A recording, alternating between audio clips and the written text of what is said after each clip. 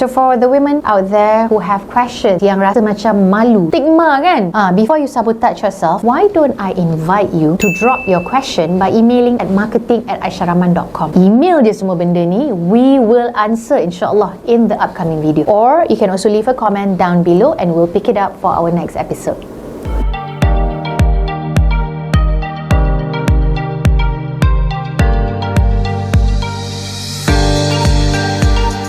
Back then, I'm not sure how my mom budgeted, but I'm pretty sure she lived paycheck to paycheck. And on top of that, because paycheck to paycheck, and I rasa sometimes memang tak cukup duit pun. Sebab tu dia ambil overdraft, sebab tu dia ambil high credit card limit. And credit card ni is something yang I personally do for myself and my business. Bila you are in business, siapa nak bagi you financing the first 3 years? You tak laku, bro. That's why those yang nak jadi self-employed, jangan rasa be your own boss ni senang lah. Tak senang. Selain dari financial, masalah-masalah lain yang you tak nampak, everything costs money. That's why financial literacy, whether nak retire, nak bercerai, nak pergi haji, buat business, financial literacy is the main thing that will drive you forward for all these intentions. I wish those days ada bantuan-bantuan untuk ibu tunggal, because today memang banyak lah, ada zakat, ada NGO yang membantu single moms to recreate a new income channel. Dulu tak ada, sebab tu I rasa dulu punya single mom versus sekarang berbeza. Alhamdulillah, times have changed. But dulu bila kita ketuk pintu A, pintu B, pintu C, oh minta maaf, you tak layak dapat zakat sebab income you melebihi certain threshold. So nak buat macam mana? Memang syarat-syarat zakat pun dah memang macam tu. Jadi kita kena cari avenue. And avenue ni bukan sahaja single mom, but I feel everybody out there yang dah tak ada tempat untuk cari new income channel, apa yang diorang buat adalah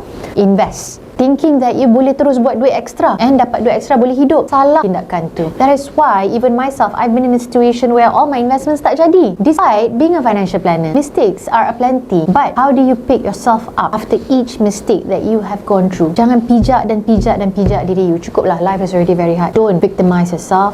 Bangkit and fight. My mom, upon discussing with her recently, she said that finally, alhamdulillah, after she retired, a while after that, dia berjaya bayar balik semua hutang yang dia gunakan waktu she was raising all 4 of us. So here I want to emphasize that berhutang tak salah. Yang salah is when you tak bayar balik. Itu saja. But if you bayar, you okay. And so what if the loan or financing takes 10, 15, 20 years? So be it lah. So kalau you mati halfway, then plan lah. Sebab ingat, for those Muslim, bila you mati, first kali dalam kubur tu, dia tak tanya berapa banyak harta Ferrari you tahu. Dia tanya hutang apa you bawa masuk dalam kubur. So kalau dah berhutang kat dunia, mati pun masih berhutang atau hutang dah clear? Wajib ke kita clear our hutang dekat dunia sebelum mati? Sebab mati pun tak tahu bila. Bukannya dia kata, okay Aisyah, besok you mati pukul 3, tolong clear hutang. Tak ada. So we always have to live our life like as if right now is our very last day. Work backwards. Nak buat apa? Prioritize. Especially Muslims, I nak tekan dan terus tekankan, tolong prioritize hereafter, akhirat, while you are living. Because this life, you only live one. You only have one shot to perform dekat dunia, so that one day you jumpa Allah, nanti Allah kata, okay, present to me your report card dekat dunia. You nak cakap apa, bro? Nak cakap yang you gila kereta, you gila handbag, semua benda tu material things. Amal macam mana amal? So that's why our Women in Wealth Workshop is a balance between here to the hereafter. It may not resonate with certain people because kenapa nak cerita hereafter? Tak apalah, then implement here lah. Either way, the ilmu is a continuity. How can Women in Wealth Workshop help you this Ramadan?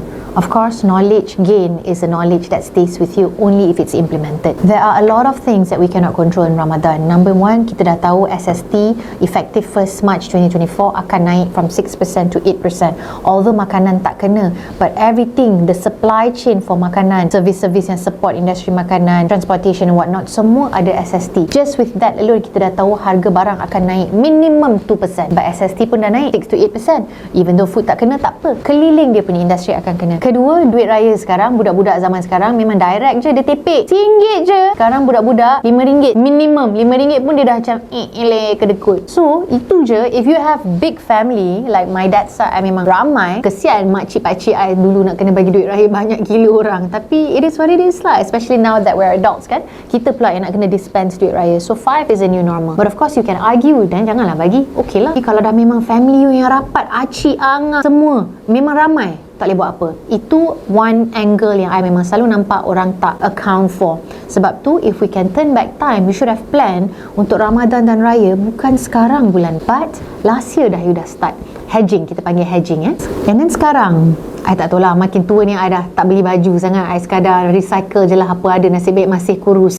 Sebab kalau dah naik saiz, kena beli baju baru. So penting dekat sini wanita-wanita sekalian terjaga badan, right? Sebab bukan apa? Sebab tak nak beli baju baru. Kalau nak beli baju baru, kalau mampu, why not? Because yelah, fashion changes. But know that if you kena beli baju baru for yourself, spouse and then kids, and then some of us support our parents punya baju raya pun not cheap juga. So dekat situ is another expense, a bucket in itself. So I recap, kita ada perbelanjaan barang mentah untuk makanan, preparation rendang, and then Ramadan lagi lah. Kalau pergi bazar, oh koyak lah, bazar average sehari RM20, sebulan dah berapa ratus. Kalau boleh Ramadan ni kita head buka kat rumah. But of course hujung bulan tu dah malas nak masak kan, biasalah tu. So kena take into consideration that expense. Second, lepas Ramadan dah habis, kita akan move into raya. Raya ni yang banyak expenses. So based on my observation, orang-orang Melayu and Muslim who celebrate Aidilfitri, you will have 2 months of gaji payroll you memang tak cukup, because the first payroll untuk support dia punya bulan Ramadan punya expenses and prepare for raya. The second, nak buat open house setiap weekend. Of course it's a choice, but if you don't have a choice because belah husband,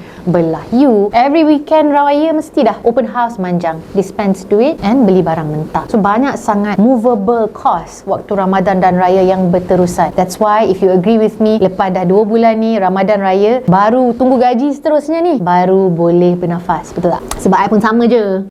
Tapi even though sama, I have been planning for raya since last year. So I hedge. So what is hedging? Imagine in December, sekarang kan Asia tengah campaign free trip. Sebab I kerja Asia dulu. Imagine December ni you nak pergi let's say Istanbul lah contoh. From now in March, you would have, number one, book your ticket. Betul tak? And then you dah start survey on ground tour, you dah start survey hotel, and you dah mula menyimpan sikit. The same way we hedge pergi holiday, kita hedge untuk raya. Kita dah dapat kalender raya 2025 bila. So what we can do from now, especially after the current raya ni, kita dah mula menyimpan sikit for raya tahun depan. Don't belittle this exercise, sebab what I have seen in my own finances and my clients' finances, when they had as early as possible, diorang tak dapat anxiety, because waktu raya ni you tak boleh kata tak apa, I dah budget banyak ni. Kalau you memang gaji banyak, Alhamdulillah, but not everyone is like you. Sometimes some of us live paycheck to paycheck, and if you live paycheck to paycheck or memang tak cukup, you kena hedging. So maybe you punya argument is, what if I dah memang ada gaji, tapi I punya commitment lagi tinggi dari gaji, macam mana I nak hedge, Aisyah? Jawapan dia adalah kena cari side income. How? Sekarang ni semua dekat tangan je. Menjual lah, lagi-lagi nak Ramadan ni, pergilah jual kuih ke brownie ke, bukannya susah pun. I yang tak pandai bake pun boleh buat brownie. Sekarang waktu Ramadan ni, I tell you, banyak sangat platform-platform ataupun seller yang jual baju Melayu, tudung, yang tengah mencari agent. Ride on the raya wave, sebab orang akan sentiasa ada mood nak membeli. Lagi-lagi waktu Ramadan ni kan, tengah berpuasa dengan penuh keimanan, time tu lah tengah membuat-buat, lagi-lagi nak hujung bulan tu gaji dah nak masuk. So that time you ride the wave, cari apa produk waktu raya, kuih raya, I don't know, open order lah untuk buka puasa, buatlah something you memang keturunan you pandai masak, jual lah, tak salah. Start lah dengan jiran-jiran, colleagues ke apa ke, you know, but memang you kena buat side income. I've done side income before and I'm not embarrassed, it helps, so you should too. So bila you dah identify apa produk you nak jual, right, kat mana nak jual, I cakap tadi, kat office boleh, dekat Instagram boleh, social media boleh, TikTok, Shopee and whatnot. Shopee pun dia minimal lah fee dia, transaction fees and whatnot, but you can use that as a platform. This March you have to take note, kalau Bank Negara decide to increase OPR. OPR is being reviewed 6 times in a year. January, March, all the odd numbers lah. Okay, January, March, May and so on, 6 kali setahun. What if Bank Negara kata bulan March ni, kita dah lama dah hover at 3% for overnight policy rate, OPR, kita nak naikkan ke 3.25%. How does that affect you, your Ramadan and your raya? Number one, you kena tahu, bila OPR naik, dia akan kacau you punya hutang-hutang yang ada macam mortgage. Lagi-lagi kalau mortgage you based on variable atau floating rate, kadar terapung. Terapung maksudnya OPR naik, naiklah dia.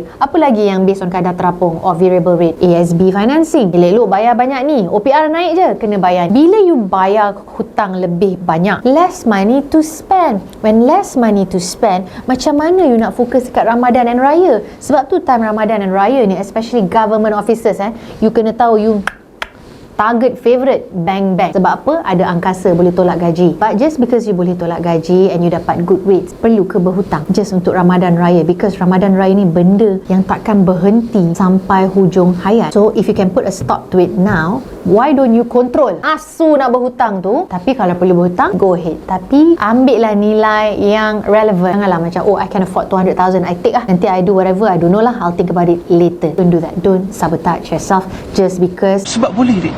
But of course, obviously, berat badan. Sebab siang kita dah puasa, malam kita bedal, astaghfirullahalazim, tak cukup Ramadan Raya pun kita bedal juga. For women who are my age, 25 and above, jaga-jagalah badan tu sebab estrogen makin menurun, metabolism makin menurun. Makan sikit, kembangnya banyak. So kita kena jaga kesihatan. Bukan sebab nak cantik, boleh lah, apa salahnya kalau nak cantik, tapi it's for our longevity. Badan ni nak pakai lama kak oi. Kita hidup perempuan, average lah based on data, especially if you can retrieve from Department of Statistics Malaysia, women would live longer than men, on average between 78 to 80. Kalau badan ni tak exercise sekarang, time raya Ramadan memang all out. Sayanglah, time Ramadan ni kita boleh kontrol gula and kontrol kesihatan because badan nak pakai lama. My message to single moms, especially this Ramadan, I know Ramadan is usually the time where it gets lonelier even more. I understand. But this is the best month untuk you berdoa, right? And hantarlah message you buat tarawih, buat tahajud kepada Allah Subhanahu Wa Taala, because out of all the months in the year, Ramadan is where we connect with the greater power, our creator. Mintalah unreasonable dreams and du'as. Minta. Jangan macam, is he gonna answer ya Allah? Tak kot, too much kot. Nothing is impossible. He says, kun fayakun, to be. So, jangan pelekehkan your loneliness. Turn it into du'a. Turn it into the success of your upcoming children, future generation. So then that way, you know, your pain won't go to vain.